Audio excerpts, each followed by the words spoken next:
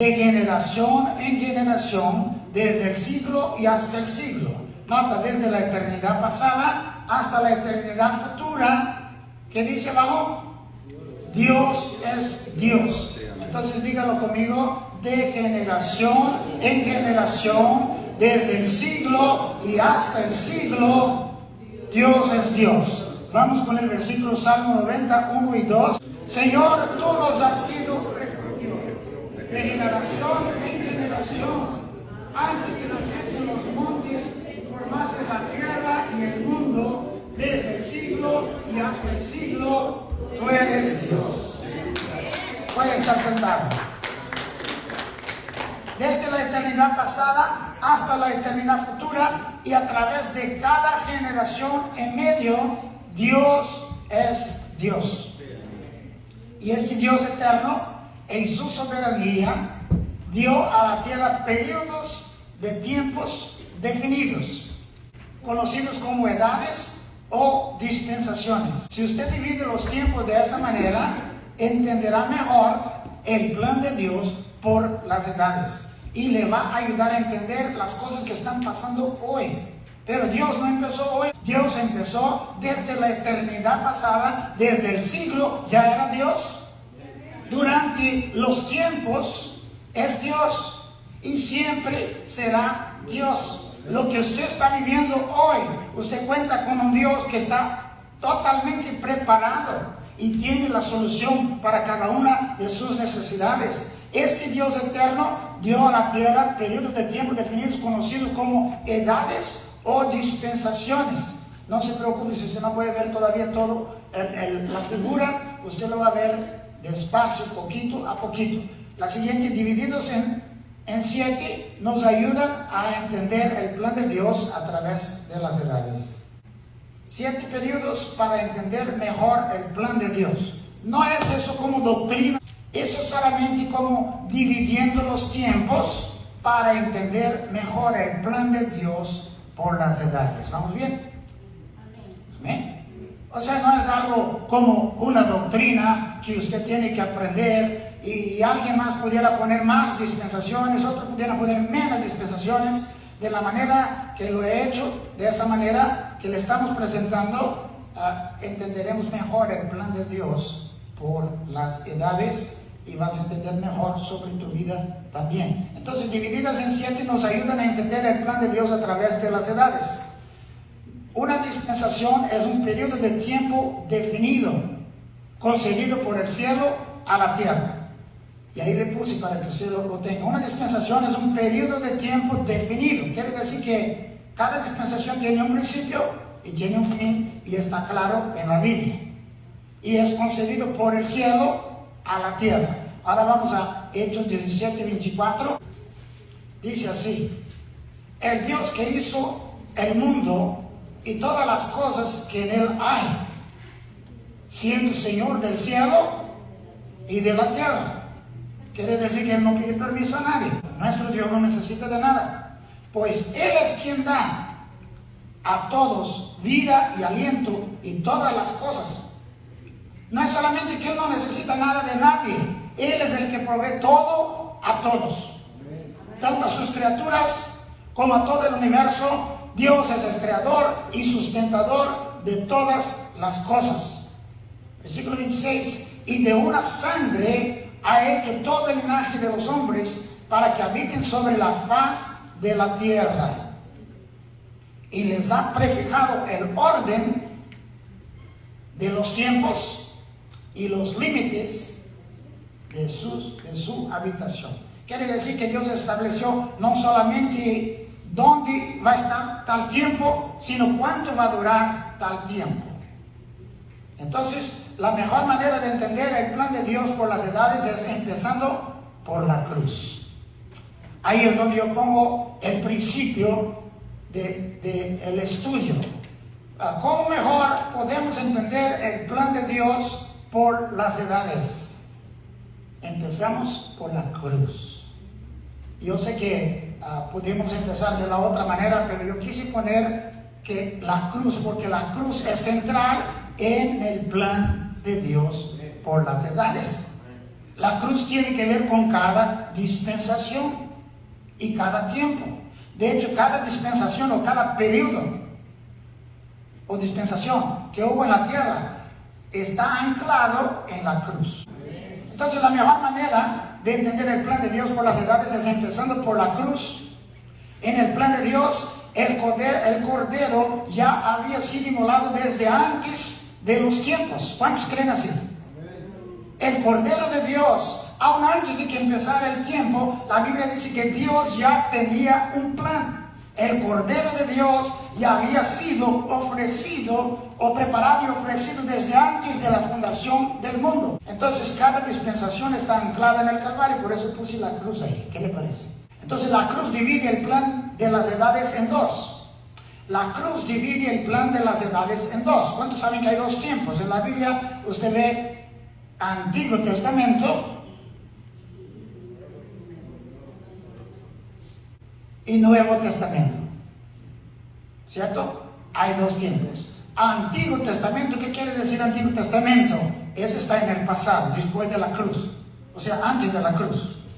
Y luego Nuevo Testamento. Entonces la Biblia hace esa división muy clara. El Calvario está en medio de los dos testamentos, Antiguo Testamento y Nuevo Testamento.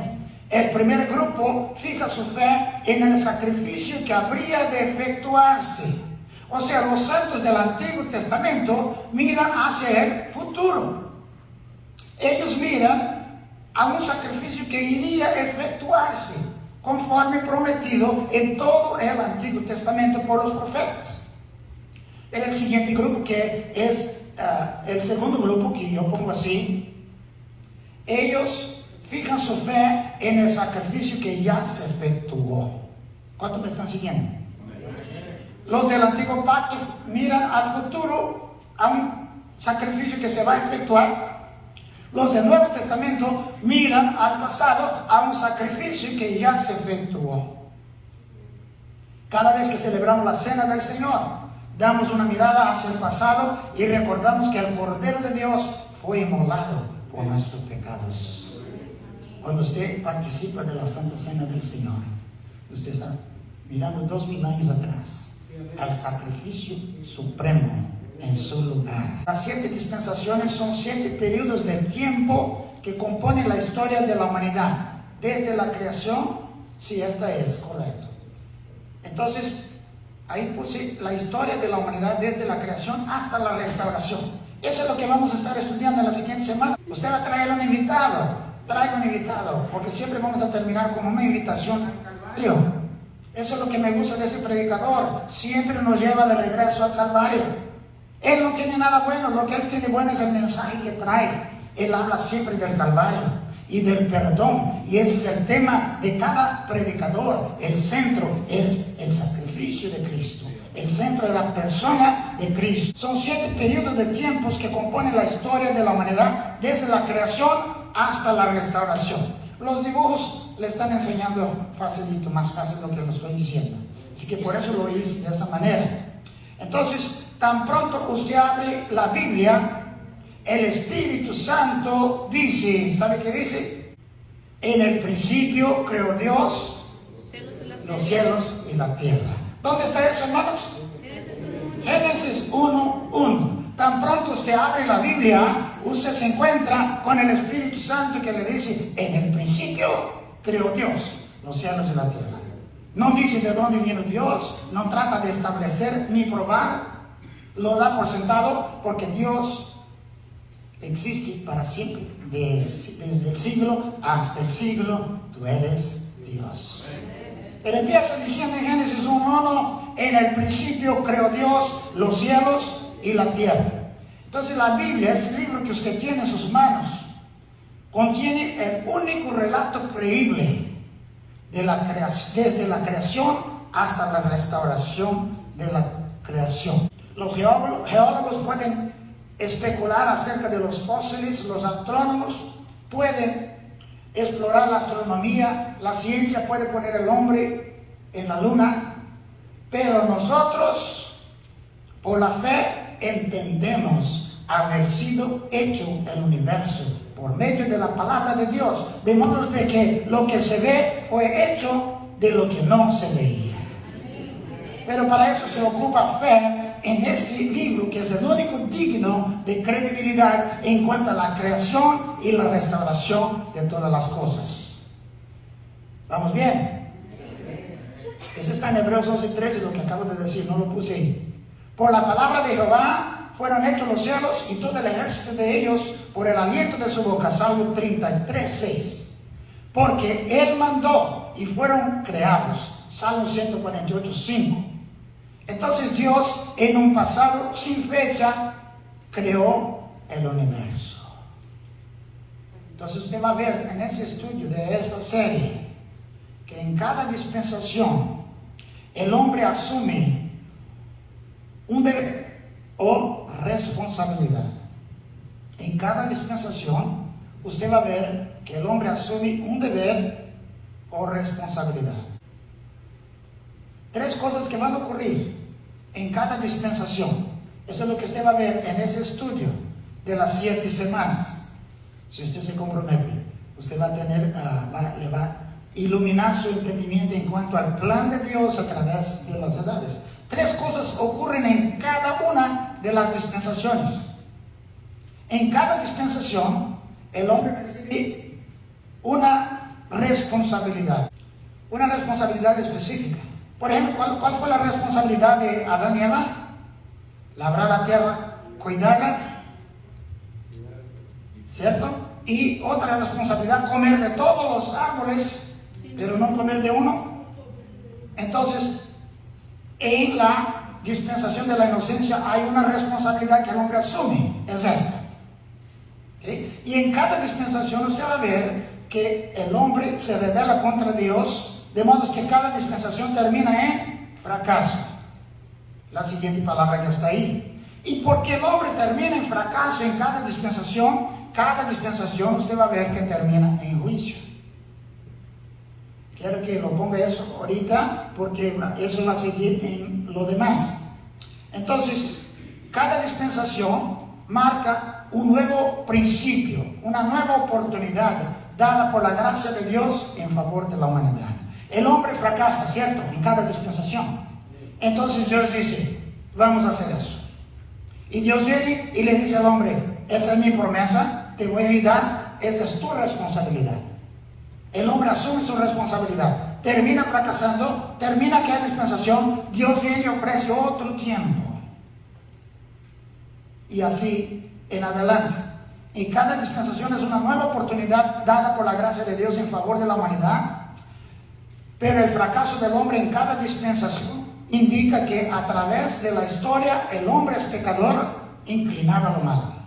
Esa es otra cosa que usted va a aprender. Que a través de la historia, no importa lo que Dios le haya ofrecido, dado, prometido, concedido al hombre, usted va a ver que en cada dispensación el hombre fracasa porque el hombre a través de las edades es inclinado a lo malo y es pecador.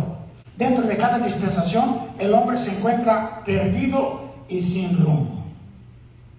Y lo podemos ejemplificar en Romanos 3:10 al 12. 3:10 dice, como está escrito, no hay justo, ni aun uno. Busque en cada dispensación, ¿cierto? Dice que no hay justo, ni aun uno. ¿Y qué más dice el versículo 11? No hay quien entienda, no hay quien busque a Dios. ¿Qué más tengo ahí del 13?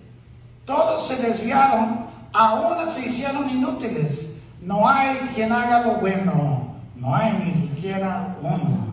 Ahora versículo 23, por cuanto todos pecaron.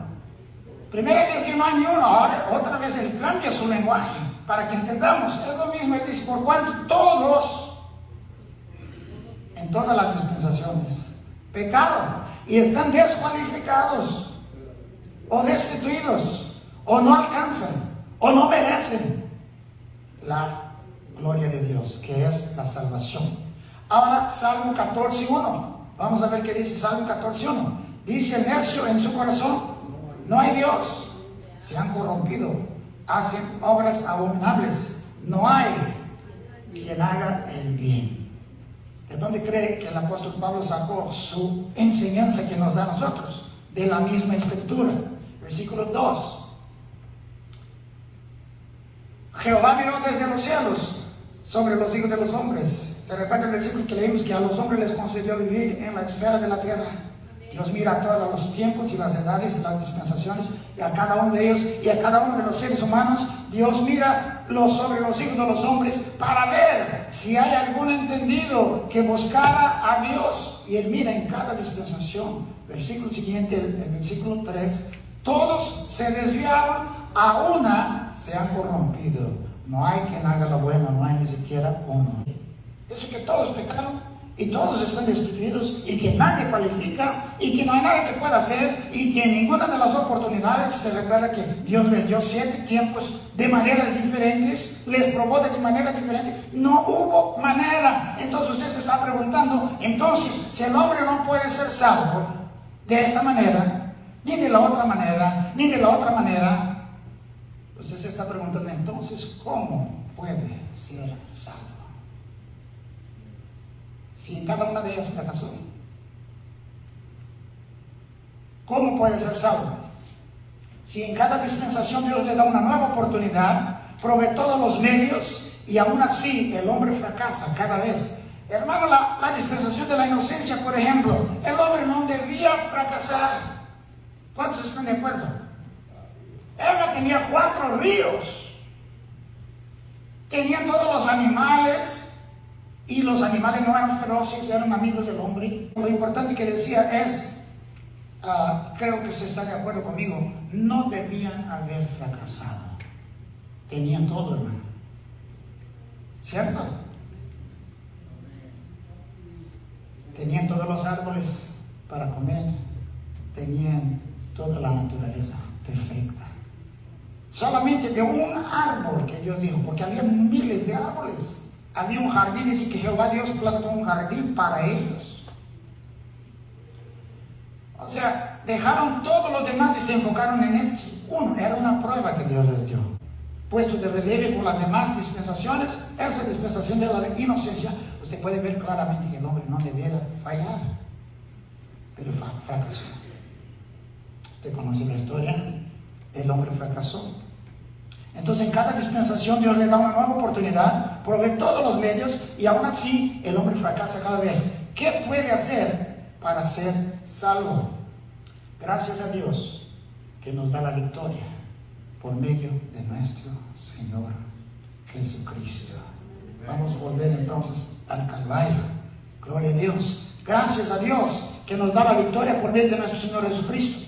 La salvación en cada dispensación es por medio de la gracia, por medio de la fe, por medio de la gracia. Amén, hermanos. A través de la historia, siempre la salvación ha sido por medio de la fe en el sacrificio supremo concedido por la bondad de Dios en el Calvario.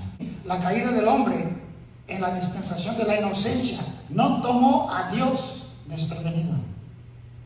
Génesis 3:15 dice, de la simiente de la mujer me nacerá uno que aplastará la cabeza de la serpiente. ¿Dónde pasó eso, hermano? Cuando el hombre pecó, Dios ya tenía la solución. Y eso está en Génesis. En la primera dispensación está anclándose en el Calvario, lo que le dije al principio. Cada dispensación está anclada en el Calvario. Nota cómo esa dispensación de la inocencia se ancla en el Calvario. Note eso. ¿Puede verlo? De la simiente de la mujer me nacerá uno. ¿Quién es ese uno? Jesús. ¿Qué está hablando ahí? La cruz. Él aplastará la cabeza de la serpiente. ¿Cómo aplastó él la cabeza de la serpiente? En la cruz. Entonces, desde la primera dispensación ya está la promesa del Salvador. El hombre es despedido del huerto, pero Dios no los despide sin ropa. Dios les hace ropa para abrigarlos y les despide, pero no los despide sin una promesa, porque Dios es bueno. Fracasaron y todo, pero yo tengo un plan. De la simiente de la mujer me nacerá uno que aplastará la cabeza de la serpiente. Vamos a la siguiente porque quiero seguir en ese mismo ritmo. Ahora bajo la dispensación de la ley es lo que yo quiero que usted vea, que todas las dispensaciones están ancladas en el Calvario. Esta es la dispensación de la ley. Note lo que Moisés dijo en Deuteronomio 18:15, bajo la dispensación de la ley. Eso ya fue una dispensación, la dispensación que está más cerca del Calvario es la dispensación de la ley.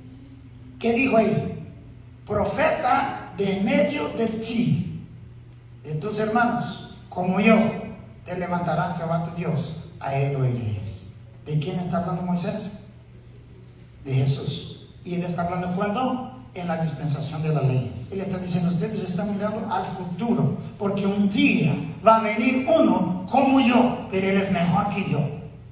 Porque a mí no me oyen, porque él dice así, a él oiréis, a mí no me ha hecho caso. Porque no es posible que yo les empuje lo que yo estoy diciendo, pero cuando él venga, él va a poner dentro de ustedes espíritu nuevo y corazón nuevo, va a transformar sus vidas, de modo que a él oiréis, porque él va a poner su espíritu dentro de ustedes. Esto hablaba del nuevo pacto. Me gusta ese texto que dice, profeta de medio de ti, o sea, de medio de Israel, de tus hermanos, como yo, te levantará Jehová tu Dios, a él oiréis. ¿Entiende usted ahora cómo cada dispensación está anclada con el Calvario? Siempre está mirando hacia el Calvario. Cuánto da gloria a Dios. Entonces, a través de todos los tiempos, la salvación es solo por la gracia de Dios mediante la fe en el Calvario. ¿Estamos de acuerdo?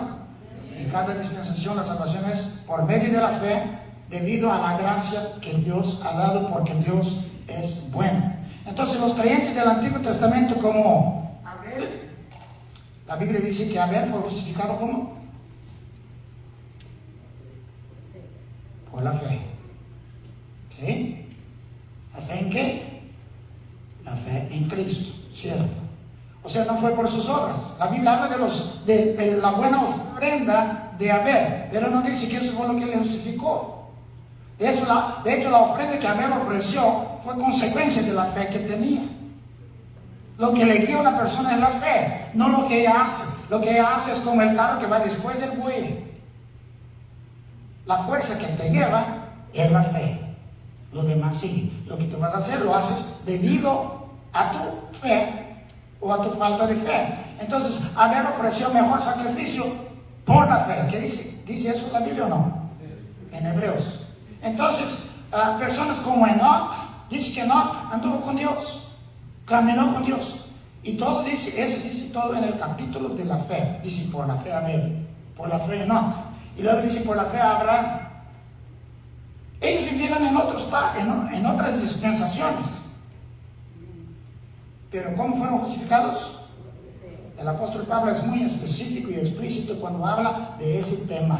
Y él dice, no tiene el patriarca Abraham. Y él toma ese tiempo para decir, fue justificado por sus obras. ¿Verdad que las obras de Abraham fueron buenas? Pero no suficiente para justificarlo. Sino que Abraham, dice la Biblia, que fue justificado por la fe. Sus obras fueron buenas de acuerdo a la fe de él. Pero lo que justifica a una persona es la fe. Y luego dice, también todo ahí está en Hebreos capítulo 11, por la fe Moisés. O sea, toda esa gente del Antiguo Testamento.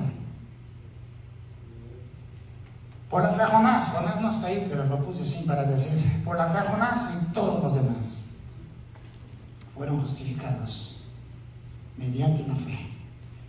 De la misma manera, usted puede ser justificado por medio de la fe.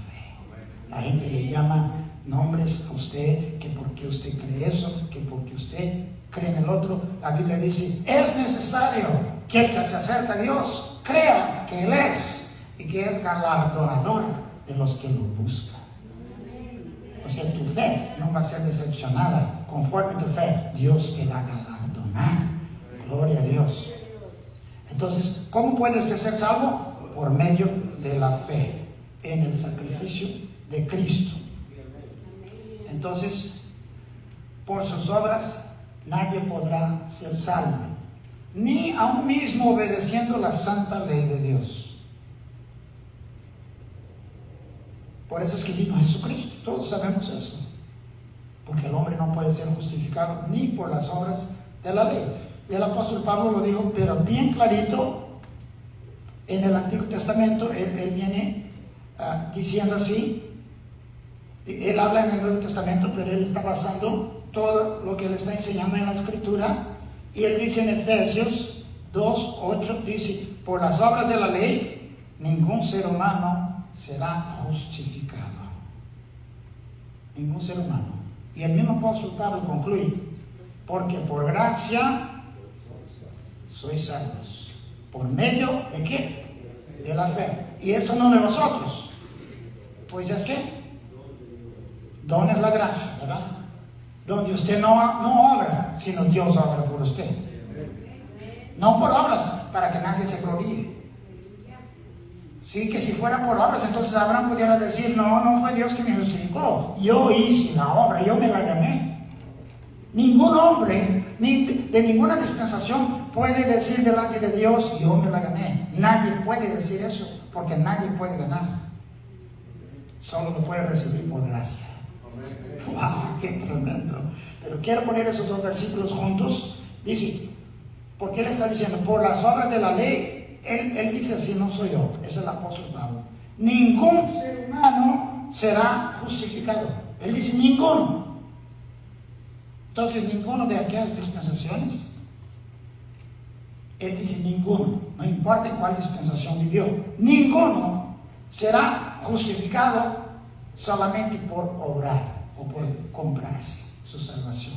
Pero luego él dice, porque por gracia sois salvos. O sea, ninguno de ellos va a ser salvo o será salvo nunca, jamás, obrando, porque la salvación dice, por gracia sois salvos, por medio de la fe.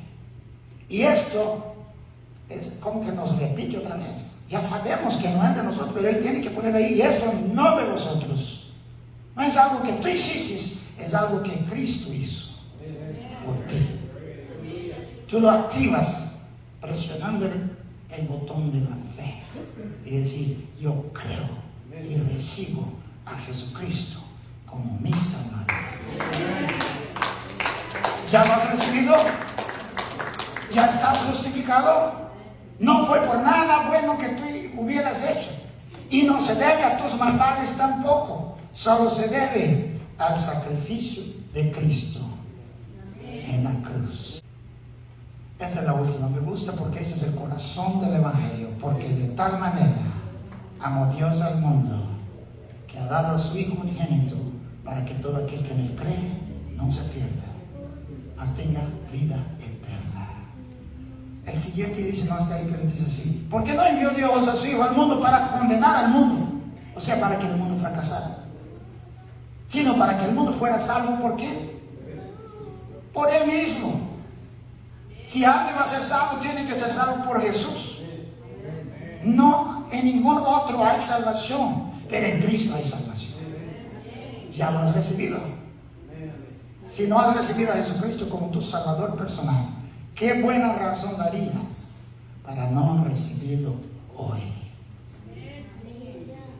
Habrá alguien en esta mañana que no ha recibido. Yo voy a hacer énfasis en este llamamiento mientras se toca algo, porque vamos a terminar pronto, pero no quiero dejar de hacer esto. Puede ser un niño, un joven, puede ser un hijo de cristiano. Dios no tiene nietos, Dios solo tiene hijos. Ya has recibido a Jesucristo. Si tú lo has recibido, algo ya pasó en tu vida. Si tú eres salvo y justificado, tú lo sabes.